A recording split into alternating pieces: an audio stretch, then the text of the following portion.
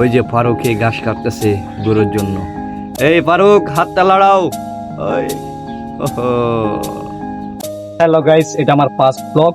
তো এই ব্লগে দেখাবো আমাদের এলাকার মধ্যে বৃষ্টির ভিডিও এবং এখানকার পরিবেশ। গ্রামের বৃষ্টি মানে শুধু পানি নয়, এই যেন প্রকৃতির লেখা এক নীরব কবিতা। টিনের চালের টুপটাপ শব্দ, কাঁচা মাটির সুদাগন্ধ, আর দূরের সবুজ ধানের ক্ষেতের বৃষ্টির নাচ। এসবের মাঝে লুকিয়ে থাকে হাজারো স্মৃতি। শহরের মানুষ বৃষ্টি দেখে ছাতা খুঁজে, আর গ্রামের মানুষ বৃষ্টি দেখে শৈশব খুঁজে। কাদামাখা পথ, দূরে বাড়ি ফেরা, বেজা গাছের পাতায় জমে থাকা জলবিন্দু, প্রতিটি দৃশ্য যেন হৃদয়ের এক টুকরো গল্প। বৃষ্টি এসে শুধু মাটি বেজায় না, ভিজিয়ে দেয় মনও। যত বড় হয় না কেন, গ্রামের বৃষ্টি দেখলে মনে হয় আহা, যদি আবারও সেই ছোট্টবেলার দিনগুলো ফিরে পেতাম।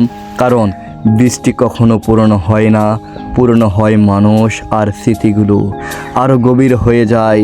গ্রামের বৃষ্টি মানে শৈশবের গন্ধ, মাটির ভালোবাসার হাজারো না বলা স্মৃতি।